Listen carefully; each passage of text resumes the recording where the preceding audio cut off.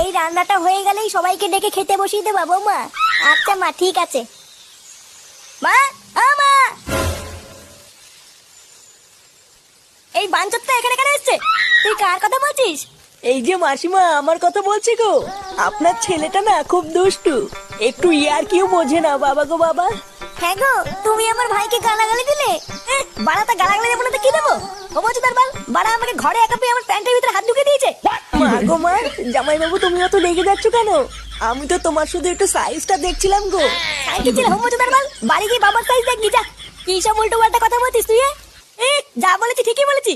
লেওড়া আজকে প্যান্টের ভিতরে হাত ঢুকে দিচ্ছে, কালকে তো বলবে হালকা করে পুঙাও মেরে দাও। এই কি হয়েছে রে? এত চেঁচামেচি কিসের? দেখুন না মেশামশাই, মা গো মা, আপনার ছেলে একটু ইয়ার কিউ বোঝে না। ওটাই আর কি ছিল বাঞ্চদ? দেখেছেন তো কিভাবে বলছে। দেখো মা, আমি কিন্তু বলে দিচ্ছি, এই চুদির ভাই যদি বাড়িতে থাকে আমি কিন্তু বাড়ি থাকবো না, বলে দিলাম। চোরে বাচ্চা, তুই ঘর থেকে বেরিয়ে যা। আমরা কোনো কাজকর্মের বেলায় নেই, কোনো রোজগার পাতি নেই, আবার বড় বড় কথা। ও বাড়া, মায়ের থেকে মাসির দরদ বেশি, তাই তো? বাড়া এখন তো দেখছি আমার থেকে এই বাড়িতে এই হোমোচোদার দাম বেশি। লেওড়া যেদিন এই হোমোচোদাটা তোমার ধুতির ভিতরে হাত ঢুকিয়ে নেয়ানারি করবে সেদিন বুঝবা বালের এই বাড়িতে আমার কোনো দামই নেই।